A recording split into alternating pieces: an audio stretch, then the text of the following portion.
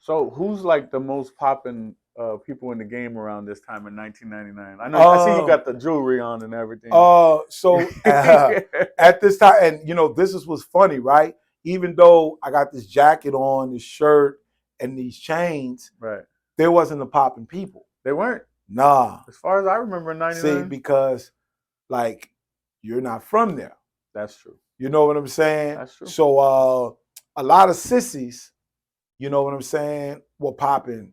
Homosexuals like Big Frida. You know what I'm saying? Sissy Shannon, Sissy Nobby. You know what I'm saying? Hot Dizzle. You know what I'm saying? All these guys, Keno, these guys were actually popping. We call it bounce music. Yeah. Like the Bay Area have hyphy music, right? Now I'm gonna pull that back. The Bay Area don't have hyphy. Because before hyphy was even a word, you still had rappers. Right. So it wasn't hyphy. So I don't just say Bay Area local rappers. Right. That's what I'm gonna call it. So New Orleans, you had hyphy came later. Hyphy came later. Right. Like 2004 or 5. Yep. Yeah. So New Orleans had its local rappers that was bigger, like Mystical. They had a lot of shit with horns, right? Yeah, anything with horns, snares, clarinets, the drums. Yeah, it was just that was our thing, and it still is to this day. What is that genre called? Bounce. Okay.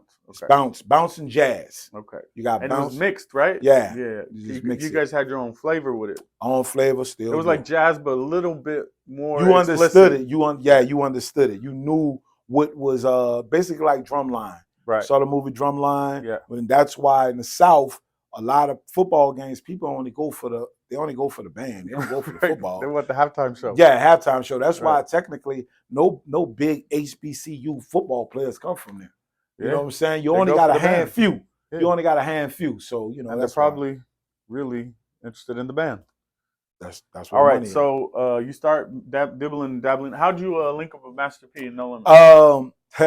So what year was that? This was while I hooked up with P. I was incarcerated. You went back in? No, I was. This was in the 90s. Okay. Yeah, this was in the 90s. Okay. So you had a lot of guys coming in and out. So what was happening was you had rappers. They were already doing their thing. But cats will go to jail, and when they go to jail, they got names. They got names for themselves. So we called it Max. Some people call it PC, right? Right. So if you're from the third wall, you know what I'm saying? They didn't put you in on a tier with niggas from the 11th wall. Right. And like one of Juvenile biggest songs, he says, I'm the tear up and I run the dome. It says, follow me now if you won't get on. I'm the tear up and I run the dome. Okay. Meaning the deputies, they don't run it. The big dude, he runs the jail. Yeah, every dorm has a shot caller in there. Shot caller, yeah. So see, out here you call it shot caller or a person that have the keys. The head of the house. The head of the house. Down there, it's the tier up because it's a tier. Okay. You know what I'm saying?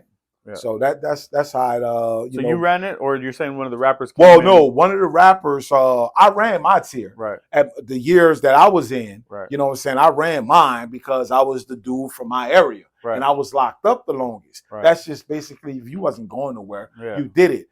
So and it wasn't nothing, right. Niggas didn't have money, you know what I'm saying? What, $50? Everybody on a tier had, because we were juveniles. Yeah. There wasn't no money in there at that time. So it was just like I say, whoever was there the longest and you wasn't going home, they just basically gave you an extra milk and an extra scoop. That's all it was. Right.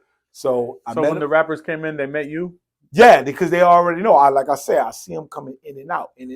So, I was in the kitchen, we'll bring food to every tier and, we'll let it go. And then it's like, hey, man, we're like, oh, so-and-so. Oh, what's up, dog? I heard your song. Whoa. I said, nigga, when I get out of here, I'm going to manage you, dog. When I get out, I'm going to there. And they'll be like, all right. So word got back to P while you were still inside? Yeah. Okay. Yeah, it got back. And I didn't really get visits. I really didn't get no visits. And I just started getting money on my commissary. Okay. And I was like, what the fuck? That was a little weird, huh? It was weird. Yeah. You know what I'm saying? Not that you minded, but it was weird. Yeah. and the reason why, like, you go backtrack, my dad didn't believe in music. No, giving me money. Okay. Because I disrespect him. Oh, got it. You know, he was like, you want to be a grown man. You made grown man decisions. Here's a grown man choice. Now you choose to be in here. Now you choose to be a man. Now be a man to take care of yourself. I agree with that. Yeah. Do you agree with that? Now Do you? Now that I'm a father, Okay. yes, I agree with it. You know, before I had kids, it's like, this nigga tripping. Hey, that was kind of fucked up. It was kind of fucked up, yeah. But now you're like, hey, low key, that's a conversation you might have to have with yours. Yeah, exactly. Right. So I started getting visits. I was like, man, I'm getting a fucking visit. Who was visiting you? One of my boy's sister. And I was just like, God damn, man, like, what you visiting me for? She said, hey, my brother want, when you get out, he want to work with you. I was like, okay. So I was like, who is he? Well, I heard that you the man, you the guy in here. And I was like, I'm not the guy, but I would line up guys. Right. I'll be like, now we call it freestyling, right? So I say, oh man, this nigga from the third wall, he can beat you in rapping. This nigga right here from the fourth wall, he could beat you in rapping. Look at you. You was promoting shows back then. Yeah. So I was crossing cats against each other, not to cross them against each other, but to put on a good concert. Yeah. So when I putting this shit on, the guy Christopher Dorsey, you know what I'm saying? He's in the tier up, you know, and he's on the tier. And we had a warden. His name was Keedy Bo. He was the captain. His name was Keedy Bo. Motherfucker was like 600 pounds, and he'll slap the shit out you, right? So that's how they treat you. You ever see him slap anybody? Yeah, he slapped me. Oh shit! That's how I know. Slap me. I saw video games. I saw Pac-Man. The little mushroom stuff. Exactly. Okay. So you know he's doing this thing, and I didn't know who Christopher was at this time. Okay. And because I was locked up, right. And my daddy, he sheltered us from stuff. I knew who he was, his music, but I never knew his name. Right. You didn't know that was him. I didn't know that was him. Who did that turn out to be? Turned out to be BG.